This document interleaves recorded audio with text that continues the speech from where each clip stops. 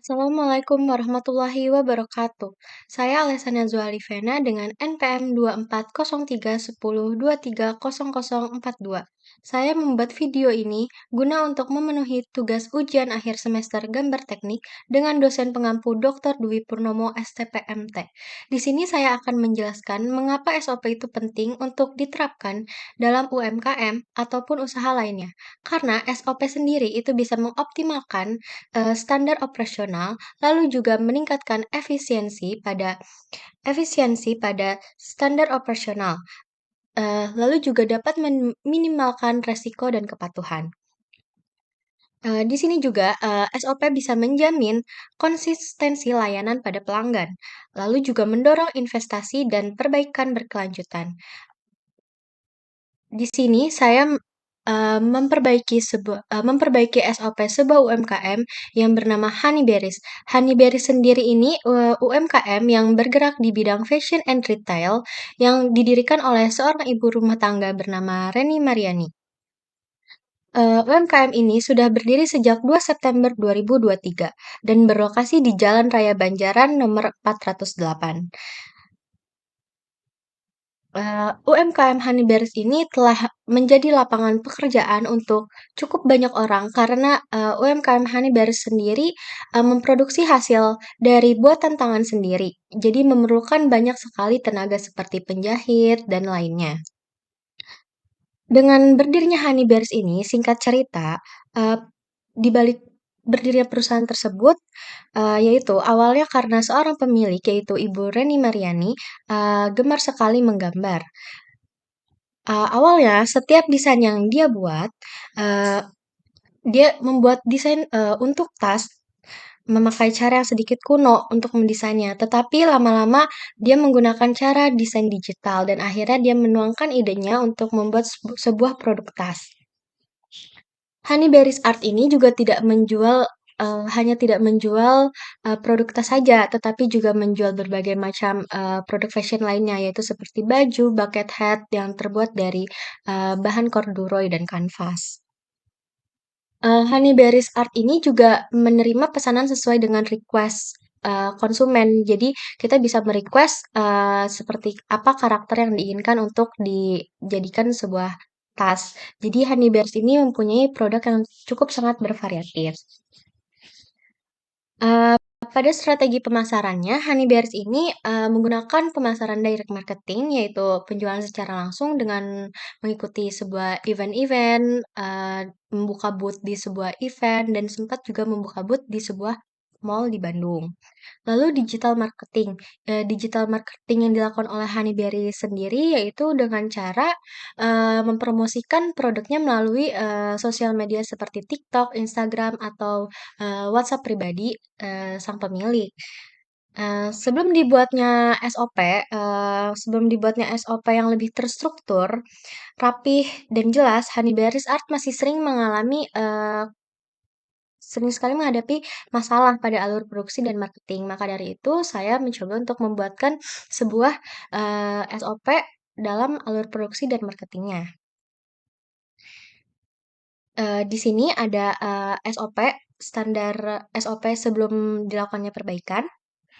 Kita bisa lihat dimulai dari saat memesan bahan baku, lalu langsung melakukan pemotongan, packaging, dan pemasaran. Dan setelah SOP-nya diperbaiki, dapat kita lihat seperti ini. Di sini kita ada pemesanan dimulai dari awal, kita ada pemesanan bahan baku. Di pemesanan bahan baku ini kita lalu melanjutkan dengan pengadaan produk. Pengadaan produk, lalu sudah sesuai, lalu kita melakukan penerimaan dan inspeksi. Di penerimaan dan inspeksi ini kita cukup lebih detail lagi dalam mengecek, apakah barang ini sudah sesuai atau tidak. Lalu selanjutnya kita ada kepada penyimpanan bahan baku. Lalu setelah bahan baku dalam penyimpanan, lalu kita baru melanjutkan ke proses selanjutnya yaitu pemotongan dan penjahitan. Di sini hasil produk sudah sesuai, jika sudah sesuai maka, dilanjutkan kepada pemeriksaan kualitas produk yang setengah jadi. Jadi saat pada masih setengah jadi, produk pun diperiksa kembali apakah ada yang kurang atau tidak. Lalu kita melakukan pengujian produk, lalu packaging dan penyimpanan produk, lalu pengiriman dan distribusi. Lalu selanjutnya adalah penjualan dan layanan pelanggan.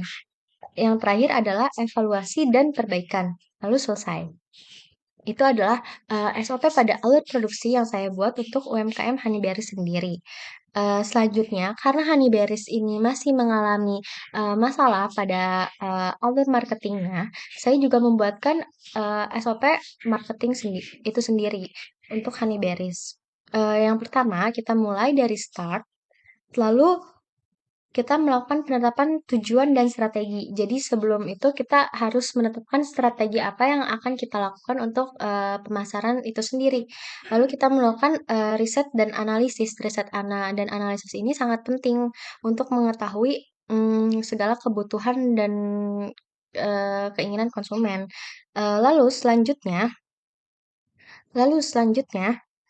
ada pengembangan branding dan identitas visual. Setelah itu, langkah selanjutnya adalah pemasaran digital. Dalam pemasaran digital ini, decision-nya apakah website sudah responsif? Jika tidak, maka kita akan memperbaiki websitenya. Dan jika sudah, pemasaran akan dilanjutkan kepada tahap selanjutnya, yaitu pemasaran digital. Pada pemasaran digital ini, apakah anggaran cukup untuk sebuah event? Itu, jika tidak sesuai, maka kita harus kembali untuk menyesuaikan strateginya. Jika sudah, kita lanjut ke proses selanjutnya, yaitu budgeting dan pemantauan. Lalu selanjutnya ada dokumentasi dan pelatihan, lalu selesai. Jadi itu adalah dua SOP yang saya buat, yaitu SOP alur produksi dan alur marketing yang dibutuhkan untuk UMKM Honeyberries itu sendiri. Lalu saya mengidentifikasi perubahan yang cukup signifikan setelah SOP diterapkan, yaitu, identifikasi perubahannya saat kita melakukan inspeksi pada penerimaan bahan baku, sebelumnya tidak dilakukan pemeriksaan itu sendiri, dengan seksama ketika bahan baku diterima. Tapi setelah diterima, dilakukannya pemeriksaan pada bahan, baku lebih seksama sehingga barang yang diterima tidak ada yang mengalami kerusakan. Selanjutnya, kita melakukan pengujian pada produk. Pengujian pada produk, yang telah diproduksi ini sebelumnya tidak dilakukan. Produk yang didistribusikan tidak diuji terlebih dahulu. Tapi setelah produk yang akan didistribusikan diuji terlebih dahulu, kualitasnya sehingga tidak ada barang yang, rusak ataupun cacat. Yang terakhir itu, kita melakukan riset pasar. Melakukan riset pasar ini ada pada bagian, SOP alur marketing. Sebelumnya riset pasar tidak dilakukan, sehingga kita tidak mengetahui, kita akan menargetkan kepada siapa saja produk akan ditawarkan. Setelah dilakukannya, riset pasar, kita lebih memahami kebutuhan dan keinginan konsumen itu sendiri. Lalu yang terakhir adalah melakukan budgeting pada, alur SOP marketing. Eee, Sebelumnya tidak dilakukan, maka terjadi over budget untuk marketing dan setelah dilakukannya budgeting, maka budget yang dikeluarkan menjadi lebih sesuai.